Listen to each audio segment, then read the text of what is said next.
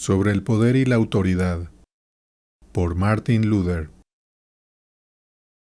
El Papa se jacta, en primer lugar, de que por derecho divino es el supremo sobre todos los demás obispos y párrocos de toda la cristiandad.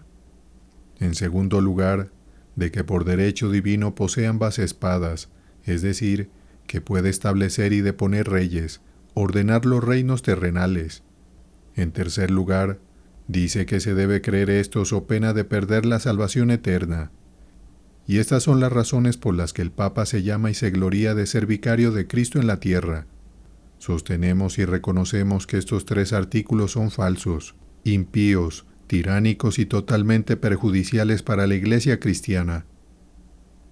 Para que nuestra postura y opinión al respecto se entiendan mejor, queremos explicar, en primer lugar, qué significa que el Papa sea obispo universal de todas las iglesias cristianas, como lo llaman, es decir, aquel de quien deben ser ordenados y confirmados todos los obispos y párrocos en todo el mundo, y que él solo tiene el derecho y poder de elegir, ordenar, confirmar y deponer a todos los obispos y párrocos. Además, se arroga también el poder de promulgar todo tipo de leyes sobre el culto, la modificación de los sacramentos y de la doctrina, y quiere que sus estatutos y decretos se mantengan al mismo nivel que otros artículos de la fe cristiana y de las Sagradas Escrituras, como si no se pudieran omitir sin pecado, pues él quiere fundar tal poder en el derecho divino y las Sagradas Escrituras, e incluso pretende que se antepongan a las Sagradas Escrituras y a los mandamientos de Dios. Y lo que es peor aún, añade que todo esto debe y tiene que creerse bajo pena de perder la salvación eterna. Por tanto, en primer lugar, queremos mostrar a partir del Santo Evangelio que el Papa no tiene ningún poder sobre los demás obispos y pastores por derecho divino. En el capítulo 22 de Lucas, Cristo prohíbe con palabras claras y resplandecientes que ningún apóstol tenga autoridad sobre los demás, pues esta era precisamente la pregunta entre los discípulos cuando Cristo les había hablado de su pasión, que disputaban entre sí sobre quién entre ellos debía ser el mayor y quién habría de gobernar en lugar de Cristo tras su muerte. Pero Cristo reprende este error de los apóstoles y les enseña que no será así, que no deben desear ser señores ni tener poder, sino que debían ser apóstoles iguales y predicar el Evangelio en el mismo oficio. Por eso también dice: los reyes de las naciones se enseñorean de ellas, y los que sobre ellas tienen autoridad son llamados bienhechores. Mas no será así entre vosotros, sino sea el mayor entre vosotros como el más joven, y el que dirige como el que sirve. Lucas 22, versículos 25 al 26. Aquí se ve, cuando se compara, que Cristo no quiere ninguna autoridad entre los apóstoles, como también queda claro en otra parábola, donde Cristo en una discusión similar sobre la autoridad pone en medio a un niño para mostrar que, así como un niño no busca autoridad ni poder, así tampoco los apóstoles ni todos los que predican la palabra deben buscar ni ejercer autoridad. En Juan capítulo 20, Cristo envía a sus discípulos al ministerio de la predicación sin distinción alguna, de modo que ninguno tendrá más o menos poder que el otro, pues él dice: como me envió el Padre, así también yo os envío. Juan 20, versículo 21. Las palabras son claras y luminosas. Él envía a cada uno de la misma manera en que él mismo ha sido enviado. Ninguno puede jactarse de tener una autoridad especial o poder por encima de los demás. En el capítulo 2 de Gálatas, San Pablo muestra claramente que no fue ordenado ni confirmado por Pedro, y no reconoce en ningún sentido que tuvo que ser confirmado por él, y en particular lucha contra la idea de que su llamado se basa en el poder de San Pedro. Si hubiera reconocido a Pedro como un superior, lo habría hecho si Pedro hubiera recibido tal autoridad de Cristo, como el Papa se jacta sin fundamento. Por eso también Pablo dice que predicó el Evangelio durante mucho tiempo libremente antes de hablar con Pedro al respecto. Además dice: a mí, pues, los de reputación nada nuevo me comunicaron. Gálatas 2, versículo 6. Puesto que Pablo testifica claramente que no quiso buscar a Pedro para que le permitiera predicar, también cuando al final fue a él, tenemos una enseñanza segura de que el ministerio de la predicación proviene del llamado común de los apóstoles, y no es necesario que todos obtengan confirmación o llamamiento de esta única persona, Pedro. En 1 Corintios capítulo 5, Pablo iguala a todos los ministros de la iglesia y enseña que la iglesia es más grande que sus ministros. Por tanto, no se puede decir con verdad que Pedro tuvo algún poder o autoridad sobre los demás apóstoles, sobre la iglesia y todos los demás ministros de la iglesia. Pues dice, todo es vuestro, sea Pablo, sea Apolos, sea Cefas. 1 Corintios 3, versículo 22. Eso significa que ni Pedro ni otro siervo de la palabra puede atribuirse ninguna autoridad o poder sobre la iglesia. Nadie debe imponerle a la iglesia sus propias reglas, sino que aquí debe prevalecer que ninguna autoridad o poder vale más que la palabra de Dios. No se debe otorgar más poder a Cefas que a los demás apóstoles, aunque en ese tiempo solían decir, Cefas sostiene esto así, por lo tanto, Pablo y los demás deben hacer lo mismo. No, dice Pablo, y despoja a Pedro de este privilegio, de que su autoridad y poder deban ser mayores que los demás apóstoles o de la iglesia. El concilio de Nicea decretó que el obispo de Alejandría debía ordenar las iglesias en Oriente y el obispo de Roma las suburbanas, es decir, las que pertenecían a Roma en Occidente. Aquí fue donde creció el poder del obispo de Roma, no por derechos divinos, sino por derechos humanos, como se decretó en el concilio de Nicea. Si el obispo de Roma hubiera sido el supremo por derecho divino, el concilio de Nicea no habría tenido poder para quitarle tal autoridad y transferirla al obispo de Alejandría, y todos los obispos de Oriente habrían solicitado siempre al obispo de Roma que los ordenara y confirmara. Asimismo, en el concilio de Nicea se decretó que cada iglesia debía elegir su propio obispo en presencia de uno o más obispos que vivieran cerca. Esto no solo se mantuvo en Oriente durante mucho tiempo, sino también en otras iglesias, incluidas las latinas, como lo expresan claramente Cipriano y Agustín. Cipriano, en su epístola 4 a Cornelio, dice, por lo tanto, debemos observar diligentemente el mandato de Dios y la práctica de los apóstoles, como se ha hecho entre nosotros y en casi todas las tierras, que a la congregación, donde debe elegirse un obispo, deben acudir otros obispos del lugar cercano, y en presencia de toda la congregación, que conoce la conducta y la vida de cada uno, el obispo debe ser elegido, como vimos que sucedió en la elección de Sabino, nuestro compañero, quien fue elegido como obispo tras la elección de toda la congregación y el consejo de algunos obispos que estaban presentes, y le impusieron las manos.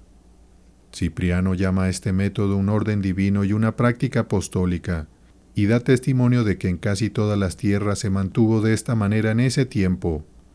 Dado que ni la ordenación ni la confirmación en ese tiempo fueron solicitadas al obispo de Roma en gran parte del mundo en todas las iglesias griegas y latinas, está claro que las iglesias de ese tiempo no le otorgaron tal poder y autoridad al obispo de Roma.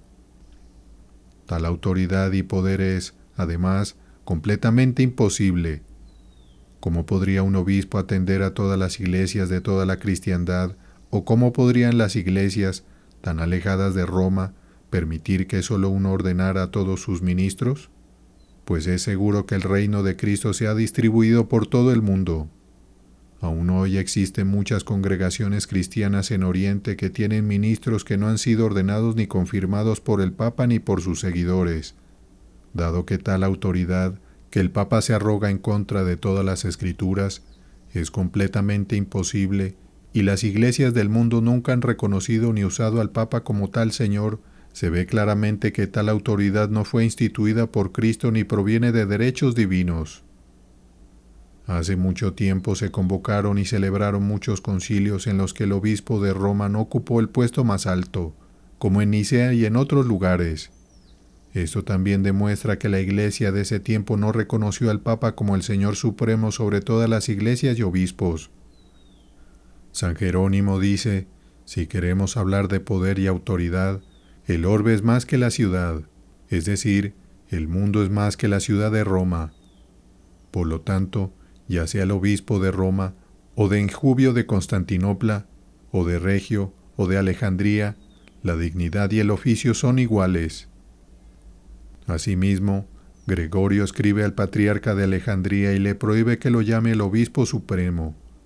Y en los registros dice que en el concilio de Calcedonia se ofreció al obispo de Roma ser obispo supremo, pero él no lo aceptó. Por último, ¿cómo puede ser el Papa el supremo sobre las iglesias por derecho divino, cuando la elección pertenece a la Iglesia y esto con el tiempo se ha convertido en costumbre, de modo que los obispos romanos han sido confirmados por los emperadores? Aquí se citarán algunas palabras en contra de nosotros, como en Mateo capítulo 16. Tú eres Pedro, y sobre esta roca edificaré mi iglesia. También te daré las llaves. También apacienta mis ovejas, y otras más. Pero como estos asuntos han sido tratados exhaustivamente por los nuestros anteriormente, queremos simplemente remitirnos a esos escritos, y por ahora dar una breve respuesta sobre cómo deben entenderse correctamente dichos pasajes. En todos estos pasajes, Pedro es una persona representativa, no una persona privada, y no habla solo por sí mismo, sino por todos los apóstoles.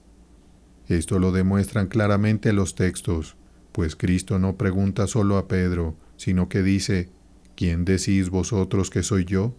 Mateo 16, versículo 15. Y el hecho de que Cristo aquí hable solo a Pedro, como te daré las llaves, o lo que atares, etc., lo dice en otros lugares al grupo completo, como lo que atéis en la tierra, etc., o en Juan, a quienes perdonéis los pecados. Estas palabras testifican que las llaves fueron dadas a todos en común, y todos fueron enviados a predicar al mismo tiempo. Además, debemos reconocer que las llaves no fueron dadas a un solo hombre, sino a toda la Iglesia, como puede demostrarse suficientemente con razones claras y seguras. Pues así como la promesa del Evangelio pertenece con certeza y sin intermediarios a toda la Iglesia, del mismo modo las llaves pertenecen sin intermediarios a toda la Iglesia, ya que las llaves no son otra cosa que el oficio a través del cual se comunica la promesa a todo aquel que la desee, como se ve en la práctica, que la Iglesia tiene el poder de ordenar a sus ministros. Y Cristo dice en esas palabras, lo que atéis, etc., y señala a quien da las llaves, es decir, a la Iglesia, donde están 2 o 3 congregados en mi nombre. Asimismo, Cristo otorga el poder supremo y establece juicio a la Iglesia cuando dice, dilo a la Iglesia. De esto se sigue que estos pasajes no solo se refiere a Pedro, sino a todo el grupo de los apóstoles. Por tanto, no se puede fundamentar en estos pasajes una autoridad especial que Pedro haya tenido o debe haber tenido sobre los demás apóstoles. Pero cuando está escrito, y sobre esta roca edificaré mi iglesia, hay que reconocer que la iglesia no está edificada sobre el poder de ningún hombre, sino que está edificada sobre el ministerio que lleva la confesión que Pedro hace, a saber, que Jesús es el Cristo y el Hijo de Dios. Por eso también se le dirige a él como un siervo de dicho ministerio, el cual les debe entregar esa confesión y enseñanza, y le dice, sobre esta roca, es decir, sobre esta predicación y el ministerio de la predicación.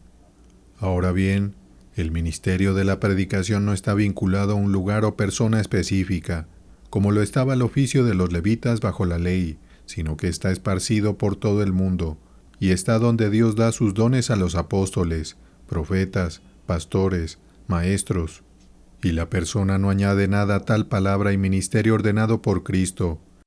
Quien sea que predique y enseñe, donde haya corazones que lo crean y se aferren a ello, le sucederá según lo que oigan y crean, porque Cristo ha mandado que así se predique y ha ordenado que se confíe en sus promesas. De esta manera, muchos antiguos maestros interpretan tales pasajes, no de la persona de Pedro, sino del ministerio y la confesión, como Orígenes, Ambrosio, Cipriano, Hilario y Beda. Así dice Crisóstomo, sobre esta roca, y no sobre Pedro, pues no ha edificado su iglesia sobre el hombre, sino sobre la fe de Pedro, que es esta fe, tú eres el Cristo, el Hijo del Dios viviente. Hilario dice, al Padre le ha placido revelárselo a Pedro, tú eres el Hijo del Dios viviente. Por lo tanto, Sobre esta roca de la confesión está edificada la Iglesia. Este es el fundamento y la base de la Iglesia. Que en otros pasajes se diga, apacienta mis ovejas, o Pedro, ¿me amas más que a estos?, no implica que Pedro deba tener más poder que los otros apóstoles, sino que se le ordena apacentar, es decir, predicar el Evangelio o gobernar la Iglesia a través del Evangelio, lo cual aplica igualmente a los demás apóstoles, así como a Pedro. El segundo artículo es aún más claro que el primero, pues Cristo solo dio a sus apóstoles poder espiritual, es decir, les mandó predicar el Evangelio, proclamar el perdón de los pecados, administrar los sacramentos y excomulgar a los impíos, sin usar poder físico, únicamente mediante la palabra. Y no les mandó llevar la espada ni establecer un gobierno secular, ni tomar reinos o deponer reyes, porque Cristo dice, id y hacer discípulos, enseñándoles que guarden todas las cosas que os he mandado. Mateo 28, versículos 19 al 20. También, como me envió el Padre, así os envío yo. Juan 20, versículo 21. Ahora, es evidente que Cristo no fue enviado para llevar la espada ni para gobernar de manera mundana. Como él mismo dice, mi reino no es de este mundo. Juan 18, versículo 36. Y Pablo dice, no que tengamos señorío sobre vuestra fe. Segunda de Corintios 1, versículo 24. También, porque las armas de nuestra milicia no son carnales. Segunda de Corintios 10, versículo 4. Que Cristo fuera coronado de espinas en su pasión, vestido de púrpura y sacado en burla, fue un símbolo de que, con el tiempo, el verdadero reino espiritual sería despreciado y su evangelio oprimido, y otro reino externo sería establecido en su lugar bajo el disfraz de poder espiritual. Por lo tanto, la Constitución de Bonifacio VIII y el capítulo Omnes de la Distinción 22 y otras declaraciones semejantes son completamente falsas e impías, con las cuales quieren sostener que el Papa, por derecho divino, es el Señor sobre los reinos del mundo. De esta falsa creencia han surgido primero terribles tinieblas en la Iglesia y después horribles desórdenes y tumultos en Europa, porque se ha dejado de lado el ministerio de la predicación, y la enseñanza sobre la fe y el reino espiritual de Cristo ha sido completamente extinguida, y se ha considerado el aspecto externo y las disposiciones del Papa como justicia cristiana. Después, los papas han avanzado más, apoderándose de principados y reinos, nombrando y destituyendo reyes, y han plagado con injustas excomuniones y guerras a casi todos los reyes de Europa, especialmente a los emperadores alemanes, a veces por apoderarse de ciudades en tierras italianas, a veces por someter a los obispos en las tierras alemanas, para poder asignar ellos mismos los obispados, lo cual solo corresponde al emperador. Sí, y aún más, en la Clementina está escrito así, cuando el imperio esté vacante, el Papa será el legítimo heredero. De esta manera, el Papa no solo ha usurpado ilegítimamente el poder secular en contra del claro mandamiento de Dios, sino que ha querido ser un tirano sobre todos los reyes.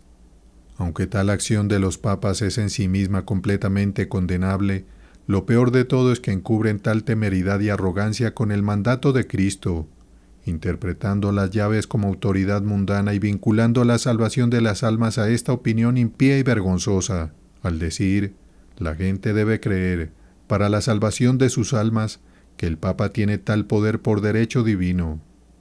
Dado que tal horrible error ha oscurecido por completo la enseñanza sobre la fe y el reino de Cristo, no puede tolerarse en modo alguno que se guarde silencio al respecto, pues lo que ha sucedido a la Iglesia es evidente ante nuestros ojos, el gran daño que ha causado.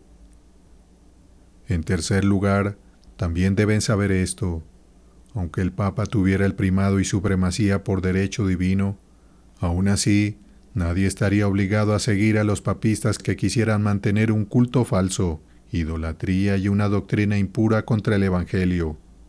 No se debe obediencia a los papas que promuevan un culto falso, idolatría y falsa doctrina en contra del Evangelio. Es más, se debe considerar a tales papas y a tal reino como anatema y una entidad maldita, como claramente dice Pablo. si aún nosotros, o un ángel del cielo, os anunciare otro evangelio diferente del que os hemos anunciado, sea anatema. Gálatas 1, versículo 8. Y en Hechos de los Apóstoles dice, es necesario obedecer a Dios antes que a los hombres. Hechos 5, versículo 29. Como también dicen los propios derechos canónicos, a un papa que sea hereje no se le debe obedecer. El sumo sacerdote en la ley de Moisés tenía el cargo por derecho divino, y aún así nadie estaba obligado a obedecerlo cuando actuaba en contra de la palabra de Dios, como se ve cuando Jeremías y otros profetas se separaron de los sacerdotes. Así también los apóstoles se separaron de Caifás y no le debían obediencia. Ahora bien, es evidente que los papas, junto con sus seguidores, desean mantener y practicar una enseñanza impía y un culto falso.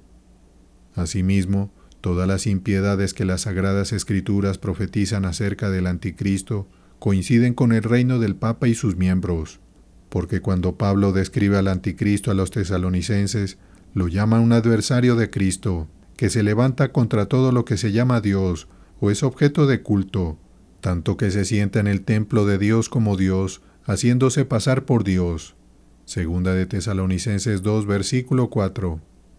Aquí Pablo habla de uno que gobierna en la iglesia, y no de los reyes seculares, y lo llama un adversario de Cristo porque inventará una doctrina diferente y se atribuirá todo esto como si lo hiciera por derecho divino.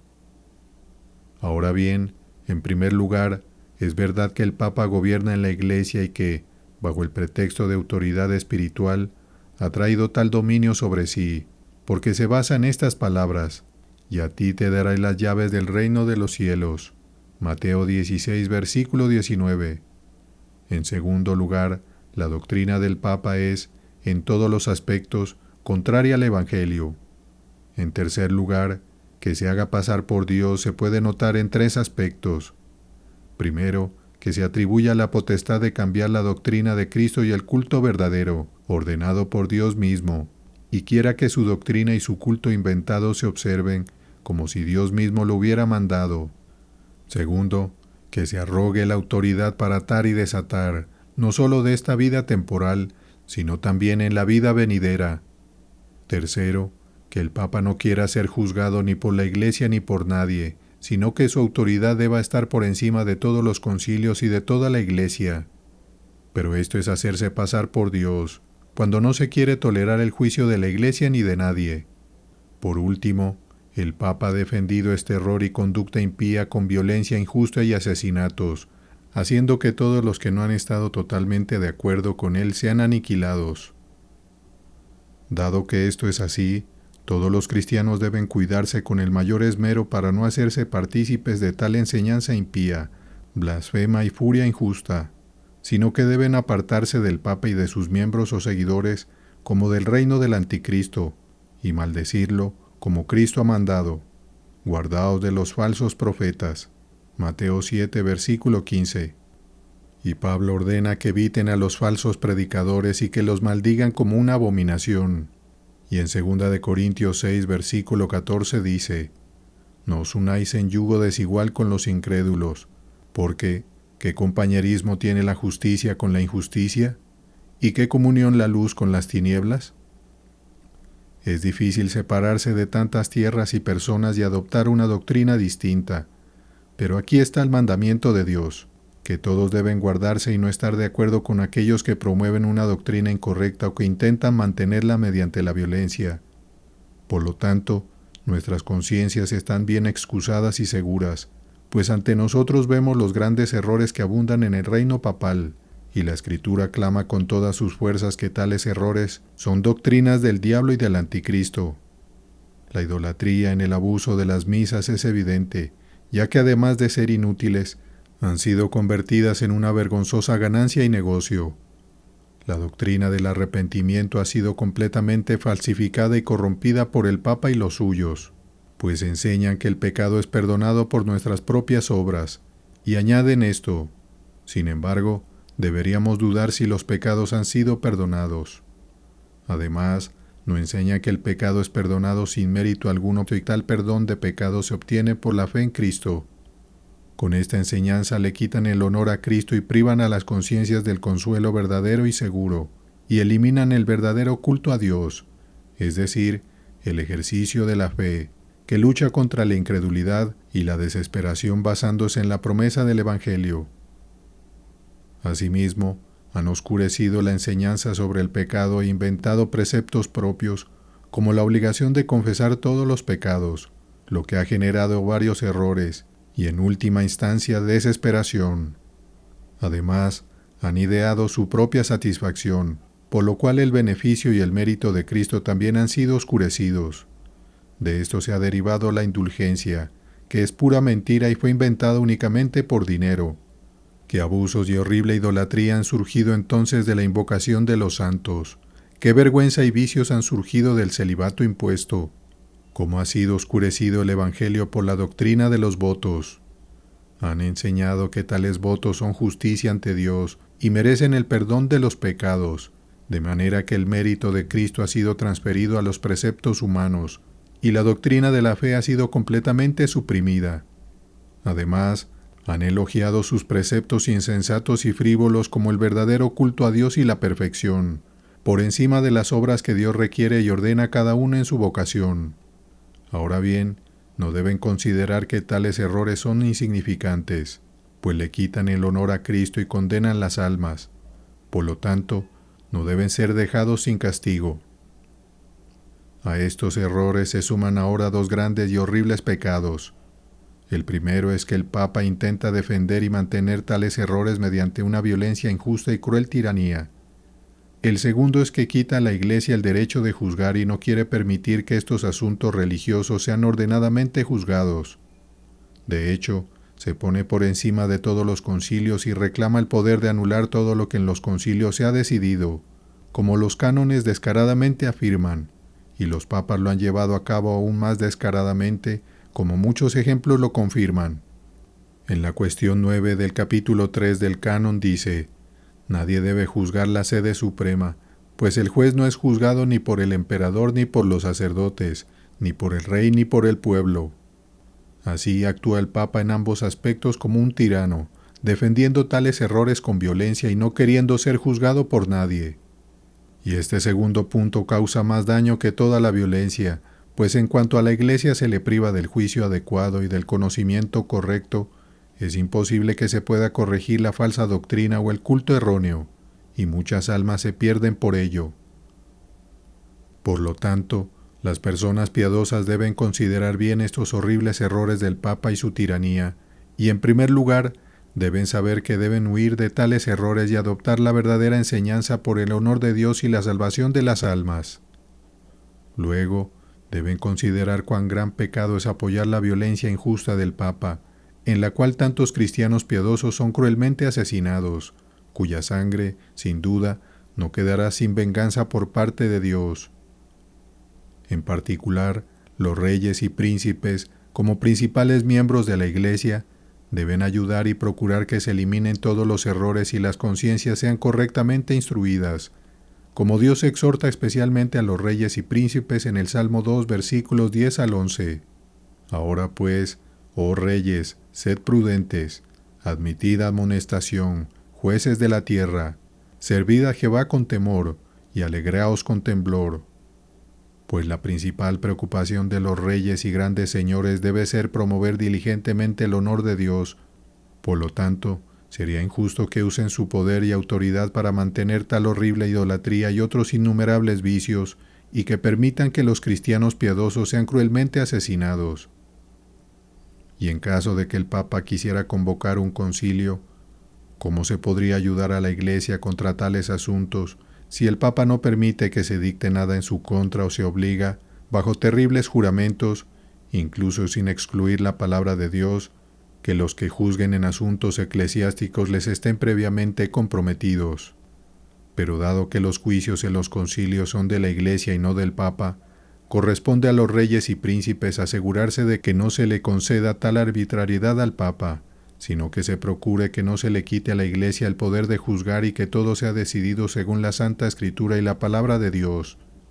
Y así como los cristianos están obligados a castigar todos los demás errores del Papa, también están obligados a castigar al propio Papa cuando él se opone o impide el juicio correcto y verdadero reconocimiento de la Iglesia.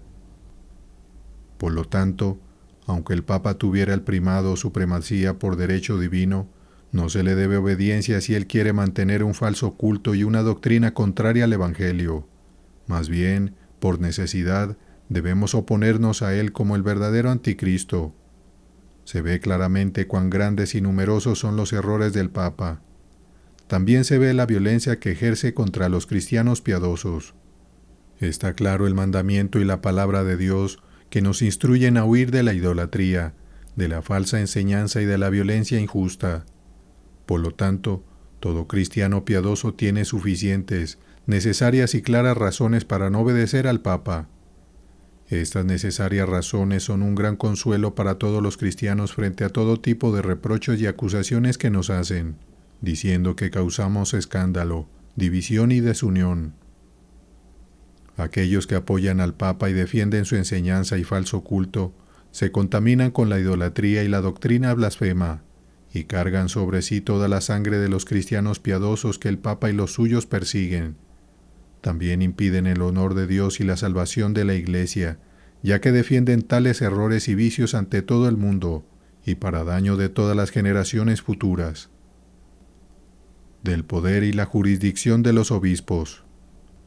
En nuestra confesión y apología hemos expuesto en general lo que debe decirse sobre el poder de la Iglesia, pues el Evangelio ordena a aquellos que deben presidir en la Iglesia que prediquen el Evangelio, perdonen los pecados y administren los sacramentos.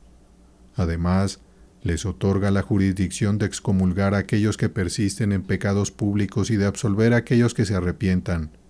Ahora bien, todos deben reconocer, incluso nuestros adversarios, que este mandato es dado para todos aquellos que presiden en la Iglesia, ya se les llame pastores, presbíteros u obispos. Por eso, Jerónimo también dice claramente que no hay distinción entre obispos y presbíteros, sino que todos los párrocos son a la vez obispos y sacerdotes, y cita el texto de Pablo en Tito 1, donde escribe a Tito: «Por esta causa te dejé en Creta, para que corrigieses lo deficiente y establecieses ancianos en cada ciudad», y después los llama obispos. Es necesario que el obispo sea irreprensible, marido de una sola mujer, y por tanto Pedro como Juan se llaman a sí mismos presbíteros o sacerdotes.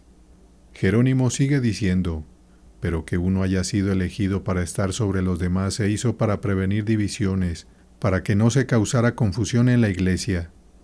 Pues en Alejandría, dice él, desde Marcos el Evangelista hasta Esdras y Dionisio, los presbíteros siempre escogieron a uno de entre ellos y lo exaltaron como obispo, del mismo modo que un ejército escoge a uno como capitán, y los diáconos escogen a uno entre ellos, que es apto, y lo llaman arcediano. Dime, ¿qué hace un obispo que no pueda ser cualquier presbítero, excepto ordenar a otros para el ministerio?» Aquí Jerónimo enseña que la distinción entre obispos y párrocos proviene solo de una ordenación humana, como se puede ver en la práctica, pues el ministerio y mandato son exactamente los mismos, y la única diferencia ha sido la ordenación, que es lo que ha hecho la diferencia entre obispos y párrocos, ya que se ha establecido que un obispo también ordene a otros para el ministerio en otras iglesias. Pero dado que por derecho divino no hay diferencia entre obispos y pastores o párrocos, no cabe duda que en cuanto un párroco ordene en su iglesia personas aptas para los ministerios, tal ordenación es válida y legítima según el derecho divino.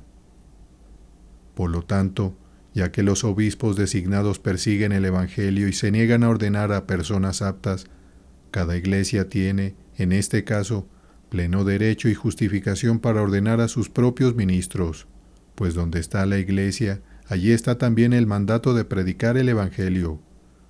Por lo tanto, las iglesias deben conservar el poder de demandar, elegir y ordenar a sus ministros. Y este poder es un don que Dios ha dado propiamente a la Iglesia y que no puede serle quitado por autoridad humana, como lo testifica Pablo en Efesios 4, versículo 8, cuando dice: «Subiendo a lo alto, llevó cautiva la cautividad y dio dones a los hombres». Y entre esos dones, que son propios de la Iglesia, él enumera pastores y maestros, y añade que estos son dados para la edificación del cuerpo de Cristo. Por lo tanto, de ello se deduce que donde hay una verdadera iglesia, allí también está el poder de elegir y ordenar a sus ministros. Como en caso de necesidad, también un simple laico puede absolver a otro y convertirse en su pastor, como relata San Agustín en una historia de dos cristianos que estaban juntos en un barco, donde uno bautizó al otro y luego fue por él absuelto.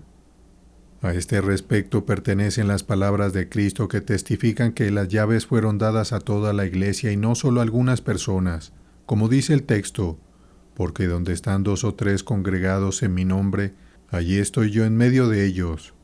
Mateo 18, versículo 20. Finalmente, esto también es confirmado por las palabras de Pedro cuando dice: «Mas vosotros sois linaje escogido, real sacerdocio». Primera de Pedro 2, versículo 9. Estas palabras se refieren propiamente a la verdadera iglesia, la cual, porque posee el sacerdocio, debe también tener el poder de elegir y ordenar a sus ministros. Esto también es confirmado por la costumbre común de la iglesia, ya que en tiempos antiguos el pueblo elegía a los pastores y obispos.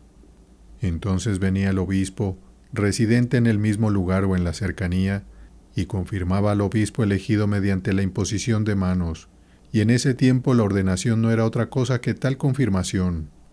Después se añadieron más ceremonias, como Dionisio menciona algunas de ellas. Sin embargo, ese libro de Dionisio es una nueva invención bajo un título falso, al igual que el libro de Clemente fue escrito por un malhechor. Luego, también se añadió finalmente la afirmación de que el obispo decía a aquellos a quienes ordenaba: «Te doy el poder de ofrecer sacrificio por los vivos y los muertos». Pero eso tampoco está en Dionisio. De esto se ve que la Iglesia tiene el poder de elegir y ordenar a sus ministros.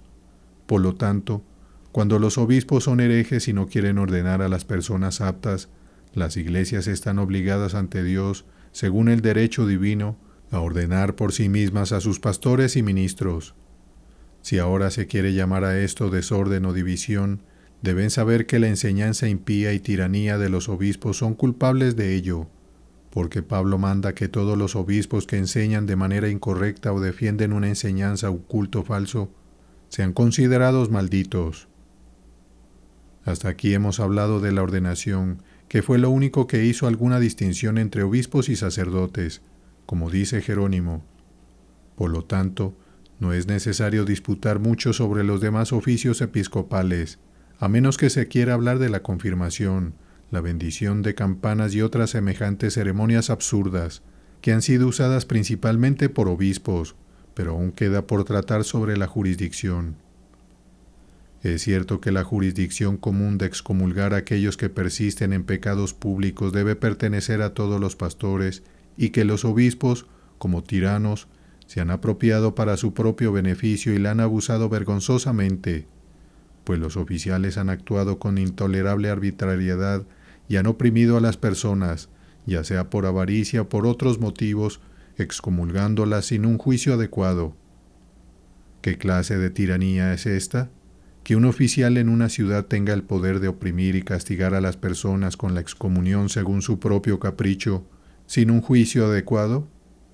Ahora han usado esta coerción en todo tipo de asuntos y no solo no han castigado los verdaderos pecados, donde debería aplicarse la excomunión, sino también en otros asuntos menores, como cuando alguien no ha ayunado o guardado una festividad de manera adecuada, sin mencionar que a veces castigaban el adulterio, pero también muchas veces calumniaban y deshonraban a personas inocentes, ya que, dado que tal acusación es muy grave y seria, nadie debe ser condenado sin juicio justo y ordenado en tal caso.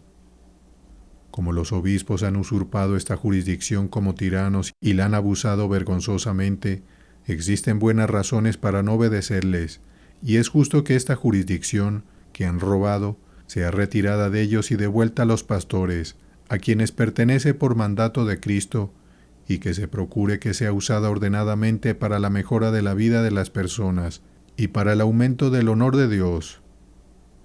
Después hay una jurisdicción en los asuntos que, según el derecho papal, pertenecen al foro o tribunal eclesiásticos, como son especialmente los asuntos matrimoniales. Esta jurisdicción ha sido asumida por los obispos solo por disposición humana, la cual no es muy antigua, como se puede ver en el Código y las novelas de Justiniano, que en aquel entonces los asuntos matrimoniales eran tratados por autoridad secular, y la autoridad secular estaba obligada a juzgar los asuntos matrimoniales, especialmente cuando los obispos juzgan de manera incorrecta o son negligentes, como también lo testifican los cánones. Por lo tanto, tampoco se debe obediencia a los obispos en esta jurisdicción, y dado que han establecido algunas disposiciones injustas sobre asuntos matrimoniales y las que aplican en los tribunales que poseen, la autoridad secular está obligada por esta razón a establecer de otra manera dichos tribunales, pues la prohibición del matrimonio entre compadres es injusta. Asimismo, también es injusto que, cuando dos personas se divorcian, la parte inocente no deba volver a casarse. Además, es incorrecto que todo matrimonio que haya sido celebrado en secreto y con engaño, sin el conocimiento y consentimiento de los padres, sea considerado válido y eficaz. También es injusta la prohibición del matrimonio de los sacerdotes. De igual manera, en sus disposiciones hay muchas otras cuestiones más con las cuales las conciencias han sido confundidas y oprimidas, que no es necesario relatar todas aquí. Es suficiente con saber que, en los asuntos matrimoniales, el Papa ha ordenado muchas cosas injustas e inadecuadas, lo cual da a la autoridad secular motivos suficientes para establecer dichos tribunales de otra manera. Dado que ahora los obispos, que están aliados al Papa, defienden con violencia la enseñanza impía y los cultos falsos, y no quieren ordenar a predicadores piadosos, sino que ayudan al Papa a asesinar a esos mismos, y además les han quitado la jurisdicción a los pastores y la han usado para su propio beneficio como tiranos. Finalmente, dado que también en los asuntos matrimoniales han actuado de manera tan injusta e incorrecta, las iglesias tienen suficientes motivos grandes y necesarios para no reconocerlos como obispos. Los obispos deben recordar que sus bienes e ingresos fueron instituidos como limosna para que sirvan a la iglesia y desempeñen su oficio de manera más honorable. Como dice la regla, el beneficio se otorga por el oficio. Por lo tanto, no pueden utilizar esta limosna con buena conciencia, ya que están robando a la iglesia, que necesita dichos bienes para el sustento de sus ministros y el apoyo de personas instruidas, y para proveer a los pobres, y especialmente para el establecimiento de tribunales matrimoniales, pues se presentan casos tan variados y extraños que se necesita un tribunal especializado, pero esto no se puede organizar sin la ayuda de esos bienes. San Pedro dice, y por avaricia harán mercadería de vosotros con palabras fingidas. Segunda de Pedro 2, versículo 3, y dejarán el ministerio. Dado que el Espíritu Santo les amenaza severamente por esto, los obispos deben saber que también por este robo deberán rendir cuentas a Dios. Sobre el poder papal. Los romanistas, católicos leales al papado, han construido muy astutamente 3 muros a su alrededor. Hasta ahora se han protegido detrás de esos muros de tal manera que nadie ha podido reformarlos. Como resultado, toda la cristiandad ha caído de manera abominable. En primer lugar, cuando son presionados por el poder temporal, han hecho decretos y han declarado que el poder temporal no tiene jurisdicción sobre ellos, sino que, por el contrario, el poder espiritual está por encima del temporal. En segundo lugar, cuando se intenta reprenderlos con las Escrituras, levantan la objeción de que solo el Papa puede interpretar las Escrituras. En tercer lugar, si se les amenaza con un concilio, su argumento es que nadie puede convocar un concilio excepto el Papa. De esta manera han robado astutamente nuestras 3 varas para que puedan quedar impunes. Se han instalado dentro de una segura fortaleza de estos 3 muros para practicar toda la maldad y perversidad que vemos hoy en día. Incluso cuando se han visto obligados a convocar un concilio, han debilitado su poder de antemano al poner a los príncipes bajo juramento para que los dejen tal como estaban. Además, han dado al Papa plena autorización sobre todas las disposiciones de un concilio, de modo que es lo mismo si hay muchos concilios o ninguno. Solo no se engañan con espectáculos de marionetas y simulacros de luchas. temen terriblemente por su pellejo en un concilio verdaderamente libre. Han intimidado a los reyes y príncipes con esta técnica de tal manera que creen que sería una ofensa contra Dios no ser obedientes a los romanistas en todas sus engañosas y espantosas artimañas. Los romanistas no tienen bases en las Escrituras para su afirmación de que solo el Papa tiene derecho a convocar o confirmar un concilio. Esto es solo una regla hecha por ellos mismos, y es válida únicamente mientras no sea perjudicial para la cristiandad o contraria a las leyes de Dios. Ahora bien, cuando el Papa merece ser castigado, esta regla ya no se aplica, porque no castigarlo bajo la autoridad de un concilio es perjudicial para la cristiandad. Por lo tanto, cuando la necesidad lo exige y el Papa es una ofensa para la cristiandad, el primer hombre que pueda, como un verdadero miembro del cuerpo entero, debe hacer lo que esté en su mano para convocar un concilio verdaderamente libre. Nadie puede hacer esto tan bien como las autoridades temporales, especialmente porque también son compañeros cristianos, compañeros sacerdotes, compañeros miembros del estado espiritual, compañeros señores sobre todas las cosas. Siempre que sea necesario o provechoso, deben ejercer el oficio y la obra que han recibido de Dios sobre todos. Justificación por fe. Ustedes pueden preguntar, ¿qué es entonces la palabra de Dios y cómo debe ser usada, dado que hay tantas palabras de Dios? Yo respondo, el apóstol explica esto en Romanos 1. La palabra es el evangelio de Dios acerca de su Hijo, que fue hecho carne, sufrió, resucitó de entre los muertos y fue glorificado por el Espíritu que santifica. Predicar a Cristo significa alimentar el alma, hacerla justa, liberarla y salvarla, siempre que se crea en la predicación. La fe sola es el uso salvador y eficaz de la palabra de Dios, según Romanos 10, versículo 9. Si confesares con tu boca que Jesús es el Señor y creyeres en tu corazón que Dios le levantó de los muertos, serás salvo. Además, Cristo es el fin de la ley, para justicia a todo aquel que cree. Romanos 10, versículo 4. Nuevamente, en Romanos 1, versículo 17, el justo por la fe vivirá. La palabra de Dios no puede ser recibida ni atesorada por ninguna obra, sino solamente por fe. Por lo tanto, es claro que, así como el alma solo necesita la palabra de Dios para su vida y justicia, así es justificada solo por la fe y no por obras, porque si pudiera ser justificada por otra cosa, no necesitaría la palabra, y en consecuencia no necesitaría la fe. Esta fe no puede existir en conexión con las obras, es decir, si ustedes al mismo tiempo afirman ser justificados por obras, cualquiera que sea su carácter, porque eso sería lo mismo que cojear con dos diferentes opiniones. Primera de Reyes 18, versículo 21, como adorar a Baal y besarse las manos. Job 31, versículos 27 al 28, lo cual, como dice Job, es una gran iniquidad. Por lo tanto, en el momento en que comiencen a tener fe, aprenderán que todas las cosas en ustedes son completamente reprobables, pecaminosas y condenables, como dice el apóstol en Romanos 3, versículo 23, por cuanto todos pecaron y están destituidos de la gloria de Dios. Y no hay justo, ni aun uno. Todos se desviaron, a una se hicieron inútiles. Romanos 3, versículos 10 al 12. Cuando hayan aprendido esto, sabrán que necesitan a Cristo, quien sufrió y resucitó por ustedes, para que, si creen en Él, por esta fe puedan convertirse en una nueva creación en cuanto a que sus pecados son perdonados y son justificados por los méritos de otro, a saber, Cristo, y solo Él.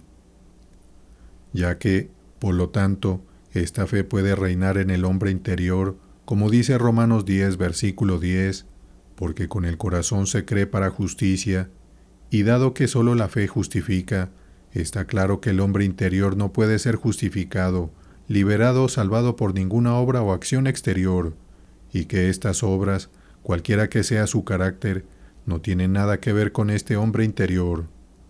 Por otro lado, solo la impiedad y la incredulidad del corazón y ninguna obra exterior lo hacen culpable y un siervo condenable del pecado.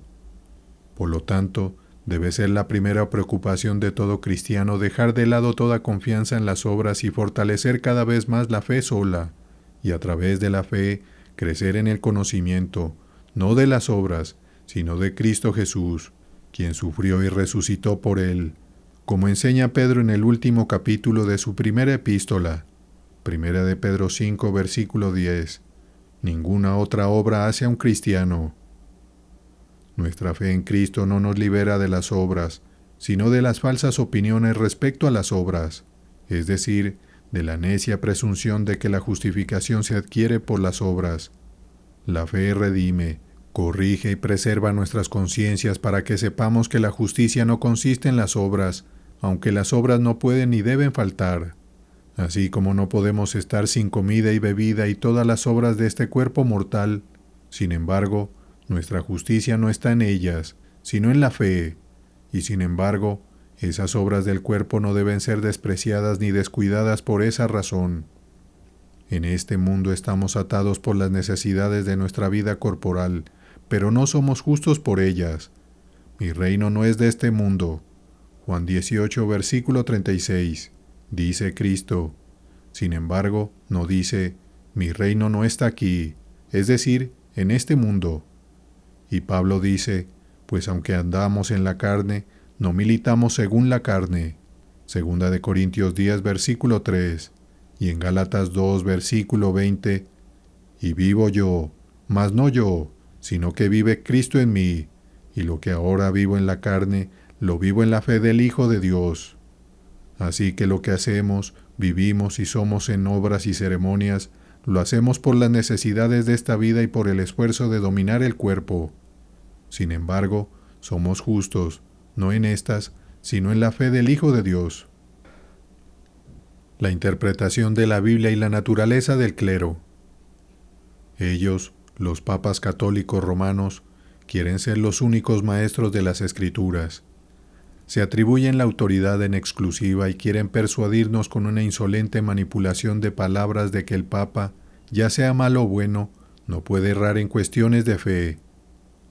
No pueden presentar una carta que pruebe que la interpretación de la Escritura le pertenece solo al Papa. Ellos mismos han usurpado este poder, y aunque alegan que este poder fue conferido a Pedro cuando se le entregaron las llaves, es bastante claro que las llaves no fueron dadas solo a Pedro, sino a todo el cuerpo de cristianos. Mateo 16, versículo 19, 18, versículo 18. Cada cristiano bautizado ya es sacerdote, no por nombramiento u ordenación del Papa o de ningún otro hombre, sino porque Cristo mismo lo ha engendrado como sacerdote en el bautismo. El Papa ha usurpado el término sacerdote para sus hordas ungidas y tonsuradas, clérigos y monjes. Por este medio se han separado de los cristianos ordinarios y se han llamado a sí mismos exclusivamente el clero de Dios, la herencia y el pueblo elegido de Dios que debe ayudar a otros cristianos por medio de su sacrificio y adoración. Por lo tanto, el Papa argumenta que solo él tiene el derecho y el poder de ordenar y hacer lo que quiera. Sin embargo, el oficio de predicación no es más que un servicio público que sucede ser conferido a alguien por toda la congregación, todos los miembros de la cual son sacerdotes.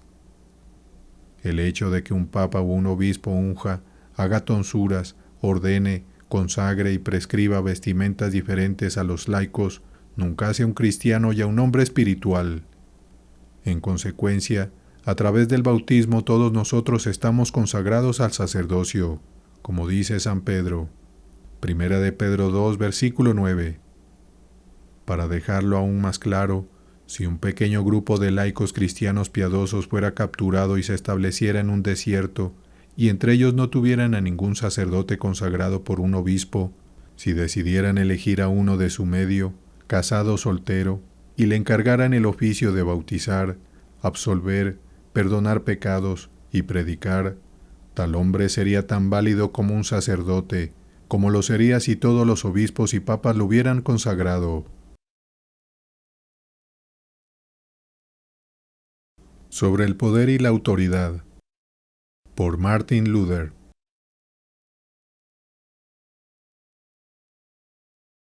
Colgado en el madero.